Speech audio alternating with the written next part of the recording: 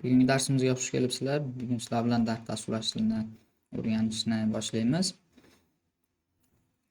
Dart dasturlash tili haqida ma'lumotga ega bo'lamiz.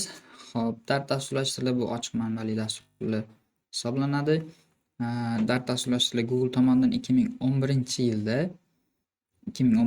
ishlab chiqarilgan va asosan foydalanish 2015-yildan boshlab keng foydalanilgan.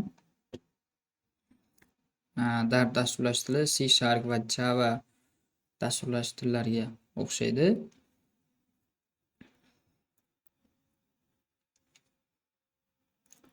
Xo'p,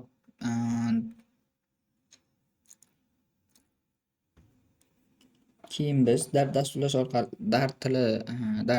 tili orqali biz bir kod bazasi orqali cross platformalarga apply qilsak bo'ladi. Cross platforma deganda biz misol uchun iOS, Android, Windows, Linux ko'p shu operatsion tizimlarga bitta kod bazasi orqali produktlar, ya'ni dasturlar qilishni nazarda tutiladi. Websayt, Android, iOS, macOS operatsion tizimlariga. Xo'p, biz Dart dasturlash tili orqali shu kodni yozamiz. Flutter framework orqali shu cross platformalarga kodlari kompilyatsiya bo'ladi. Buni yana darslarimiz davomida sizlar bilan tushunib o'rganib ketamiz. Lekin bizni kursimiz asosan mobil dasturlashga qaratilgan. Asosan biz mobil dasturlashni o'rganib ketamiz sizlar bilan. Xo'p, Dart dasturlashni o'rganishimiz uchun sizlarga kerak bo'ladigan dastur Visual Studio. To'xtanglar. Visual Studio kod editori, ya'ni kod yozadigan dasturni o'rnatib olamiz. Biz shu dasturni ichida kodlarimizni yozamiz. Veb-saytga kirganimizdan keyin bir o'zimizni tizimimizni tanlaymiz. Men Windows bosaman. Kompyuterim Windows tizimida ishlayapti. Mana yuklab olish boshlandi. Buni yuklab bo'lgandan keyin sizlar ustanovka qilib olasizlar. Men darsligimiz cho'zilib ketmasligi uchun oldindan yuklab olib, kompyuterimga ustanovka qilib olgandim.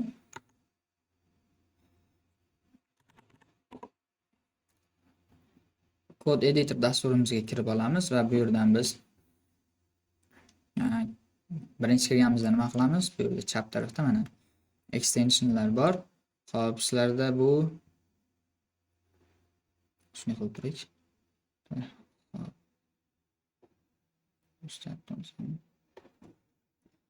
Mana shu ko'rinishda bo'ladi. Keyin shu yerga kirganlarda tepasi izlash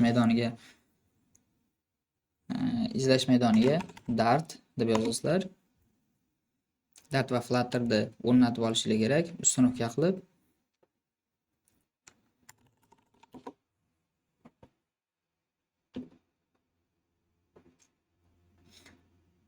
ular ham menda oldindan o'rnatilganda, agar sizlar kirganinglarda qaysi holatda bo'ladi? Mana shu holatda bo'ladi.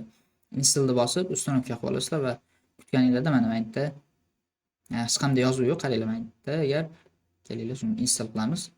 Mana install bosganimda yerda installing degan yozuv yo'qolguniga qadar kutamiz. Mana yo'qoldi. Ya'ni ustanovka bo'ldi. Bu men kerak emas. Ustanovka bo'lgandan keyin shuni o'zi restart qilish so'raydi. Visual Studiodan chiqib, qaytadan kirib olishimiz kerak.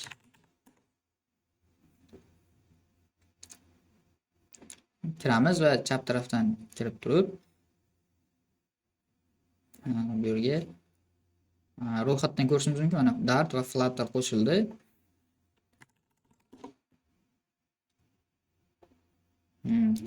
Keyin bu yerda Dartni tekshirib olamiz. Sizlar shunday qilib tekshirsanglar ham bo'laveradi. Mana Dartga kirsak, o'rnatilib bo'lindi. Xo'p, endi biz qiladigan ishimiz fayl ochib olamiz. Open folder qilamiz. Hop, juda tez harakat qilyapman. Qaranglar, mana faylni bosganmiz, o'zi har xil tugmalar turibdi bu yerda. Open file, open folder. Bizga keraklisi hozir bu open folder qilamiz. Va bu yerdan desktop, documents yoki qaysidir faylga kirib turib, men bu yerda documentsga kiramanda, shu yerda papka yarataman. Papka nomi darslari. Dart lessons deb ko'raman. Xo'p, select folder qilaman. Mana tanlanadi. Yes trust the outsource qilamiz.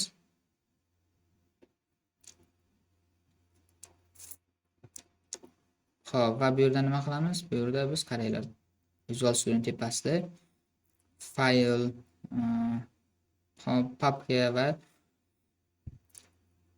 file, folder va qolganlarni yaratishimiz mumkin. Biz bu yerda kerak bo'lgan hozir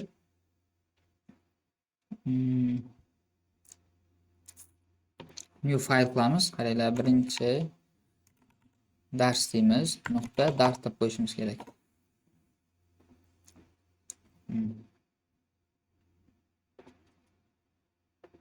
Shunda bizni dart faylimiz yaratiladi. Dart faylimizga endi hello world, bilasizlar, dasturlashtirildi. Hammasi shu hello world dan boshlanadi. Bunga yozish uchun biz hello world qanday yoziladi? Ko'ringlar, main yozamiz. Main ichiga print deb turib, hop,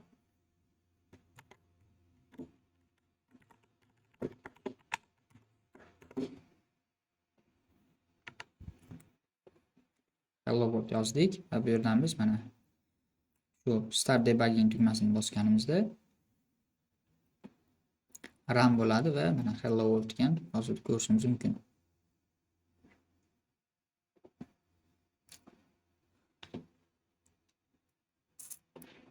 Xo'p, keyin biz yozgan kodimiz outputga qayerdan chiqyapti?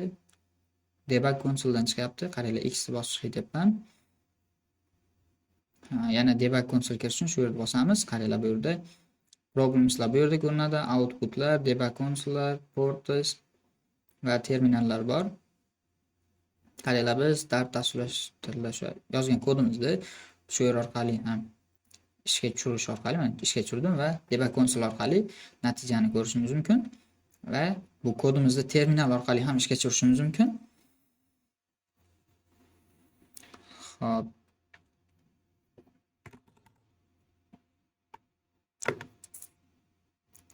buning uchun boshiga dart deb turib faylimizni yozishimiz kerak. Mana takrorlab o'taman. Dart 1 minus qilib turib tab tugmasi bor. Olasizlar nuqta yozib turib, shunaqa qilib yozsanglar bo'ladimi? Enter bosinglar, hello world yoziladi. Ya'ni ikkita yo'l bilan biz ishga tushirishimiz mumkin kodimizni, terminal orqali, debug console orqali va ya'ni tugma orqali va terminal orqali.